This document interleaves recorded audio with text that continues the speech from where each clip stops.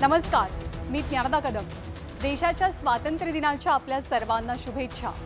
आज स्वातंत्र्य दिनाच्या निमित्तानं आपलं बुलेटिन सुद्धा खास असेल। कोणत्याही देशाचं स्वातंत्र्य त्या देशाच्या संरक्षण सज्जतेवरती अवलंबून असतं। देश जितका सुरक्षा सक्षम तितकाच ताकदवान आणि बलशाली। आपल्या देशाला स्वातंत्र्य मिळाल्यानंतर देशातलं सगळ्यात मोठं आणि आशियातलं दुसऱ्या क्रमांकाचं धरण भाकरा नांगर प्रकल्पाच्या बांधणीवेळी देशाचे पहिले पंतप्रधान पंडित जवाहरलाल नेहरूंनी देशाला उद्देशून केलेलं संबोधन प्रचंड बोलकं होतं। भाकरा नांगलसारख्या देशाच्या उत्कर्ष करणाऱ्या प्रकल्पांना त्यांनी टेम्पल्स ऑफ मॉडर्न इंडिया अशी उपाधी दिली होती। आज देशाच्या स्वातंत्र्याच्या सुवर्ण महोत्सवी टप्प्यात 78व्या स्वातंत्र्य दिनी देशाची सुरक्षा बलवान करणाऱ्या संस्थांना आधुनिक भारताची मंदिरं म्हणून संबोधणं अजिबातच वावगं ठरणार नाही। त्यामुळे आजच्या स्वातंत्र्य दिनी देशाच्या संरक्षण व्यवस्थेत महत्त्वाची जबाबदारी बजावणाऱ्या संस्थांविषयी स्पेशल रिपोर्ट आपण बघणार आहोत। सुरुवात करूया आजच्या बुलेटिनला। 78व्या स्वातंत्र्य दिनी पाहत शत्रूला धडकी भरवणाऱ्या रॉची कहाणी, भारतीय गुप्तचर या संघटना रॉचा जन्म कसा झाला। पाकिस्तानी सैन्यात थेट मेजर पदापर्यंत पोहोचलेल्या रॉ एजंटच्या शौर्यगाथा।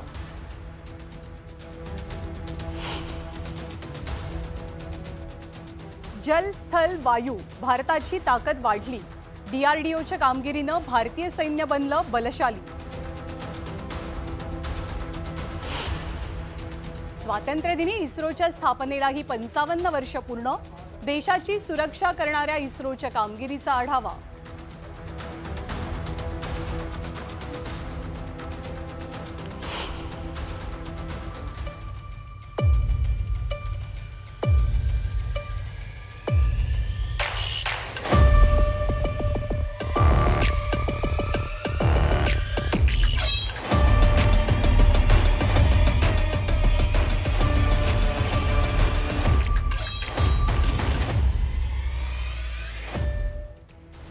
स्वातंत्र्य दिवस सर्वांनी मोठ्या उत्साहात साजरा केला।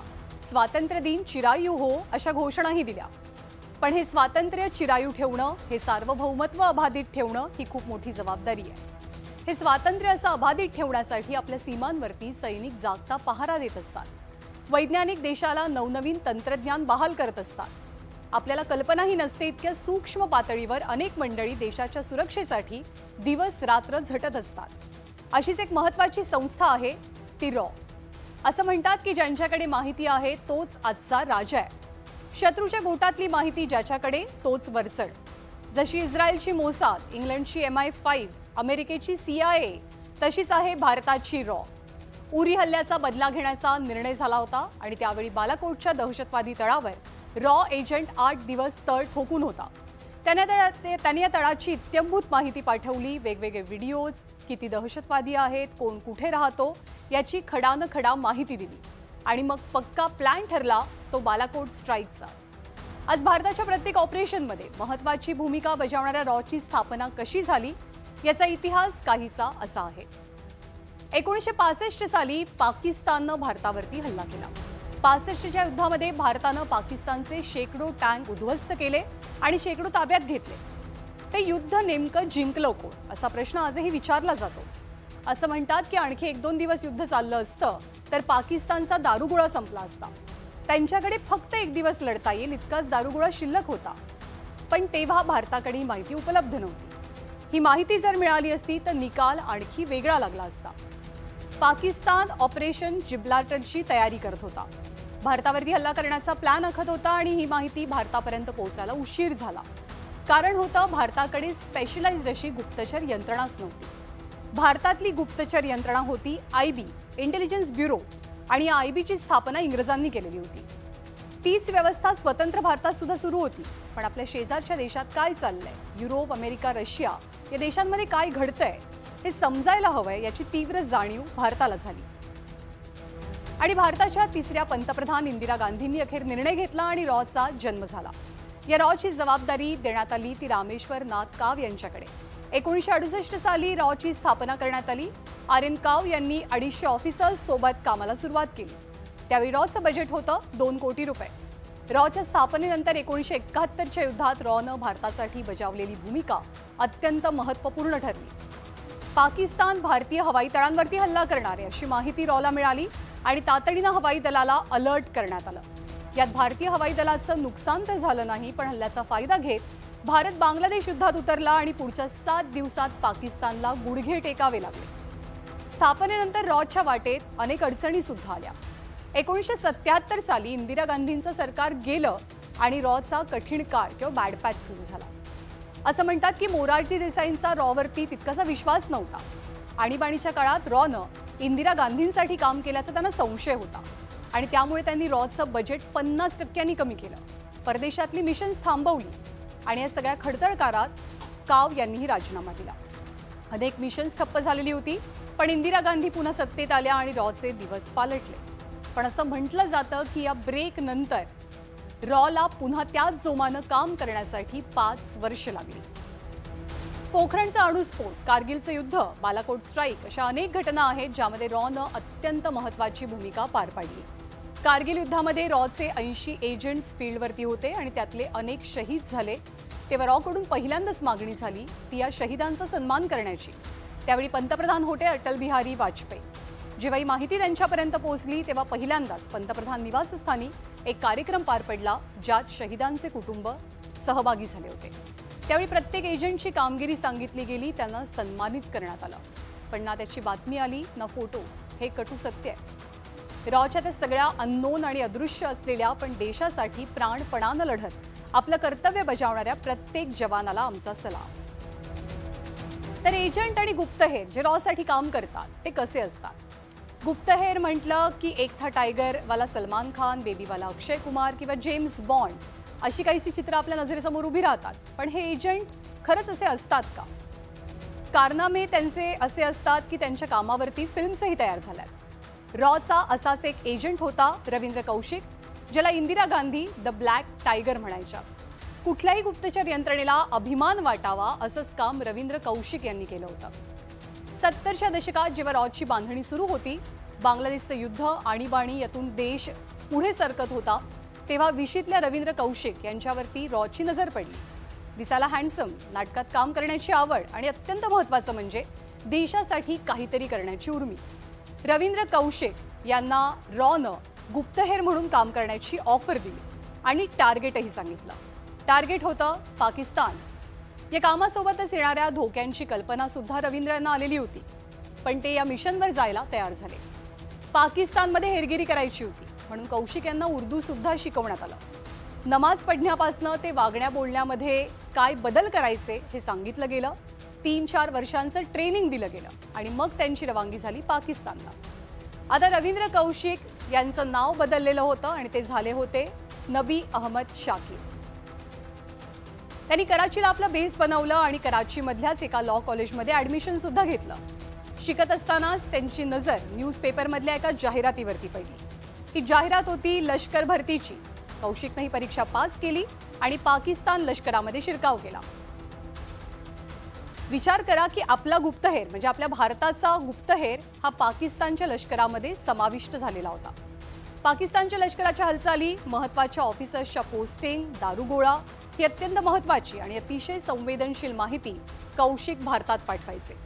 5 वर्षांपेक्षा अधिक काळ त्यांनी पाकिस्तान लष्करात काढलेले होते आणि त्यांना बढती म्हणजे त्यांना प्रमोशन सुद्धा मिळालेलं होतं. पण याच वेळेला पाकिस्तानच्या गुप्तचर संस्थेला ISIला थोडीशी चिंता वाटू लागली होती, कारण त्यांचे प्लॅन्स फेल जाऊ लागलेले आणि त्यांचा संशय बळावू लागला की लष्करात कोणीतरी गुप्तहेर आहे आणि त्यांनी अधिकाऱ्यांवरती नजर ठेवायला सुरुवात केली. आणि त्यातलंच एक नाव होतं नबी अहमद शाकिर म्हणजेच रवींद्र कौशिक. याच दरम्यान भारतातनं इनायत मसीह या एजंटला पाकिस्तानला पाठवलं गेलं. तो रवींद्र कौशिकला भेटणार होता, पण इनायत मसीह बॉर्डर पार करताना पाकिस्तानच्या लष्कराच्या तावडीत सापडला आणि लष्कराच्या टॉर्चर समोर तो फार काही टिकू शकला नाही आणि त्यांनी रवींद्र कौशिकबद्दलची सगळी माहिती सांगून टाकली. इनायत मसीहला हाती धरून लष्करानं सापळा रचला आणि रवींद्र कौशिक पाकिस्तानच्या हाती सापडले. रवींद्र कौशिकला पुढची 18 वर्ष पाकिस्तानच्या तुरुंगातच काढावी लागली आणि पाकिस्तानच्या तुरुंगातच त्यांचा अंत झाला. असं म्हणतात की रवींद्र कौशिक यांनी पाठवलेली माहिती म्हणजे भारतासाठी सोन्याची खाण ठरली होती. पुढची अनेक वर्ष त्या गुप्त माहितीच्या आधारे भारत पाकिस्तानला चकवत होता, धूळ चारत होता। रवींद्र कौशिक आणि त्यांच्या शौर्याला आपण पुन्हा एकदा सलाम करूया।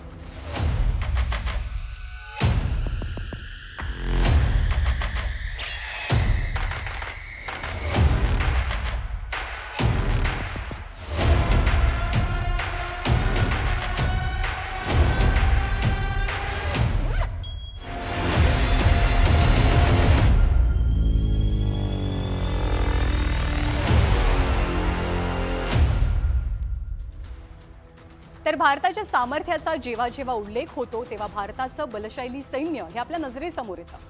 दरवर्षी 26 जानेवारी अर्थात प्रजासत्ताक दिनाच्या दिवशी भारताची हीच ताकद दिल्लीच्या राजपथावर जगभराला दिसते।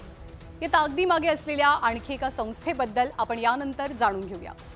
आकाशामधनं उडणारी लढाऊ विमानं, राजपथावर मोठ्या थाटात चालणारे रणगाडे, क्षेपणास्त्रांनी सज्ज वाहनं, भूदल, वायुदल आणि नौदल अशा तीनही सैन्याला बळकटी देणारा भारताचा महत्त्वाचा हात, भारताला खऱ्या अर्थानं बलशाली करणारी संस्था संरक्षण संशोधन आणि विकास संस्था अर्थात DRDO। भारताला स्वातंत्र्य मिळाल्याच्या 10 वर्षांनंतर 1958 साली DRDOची स्थापना झाली।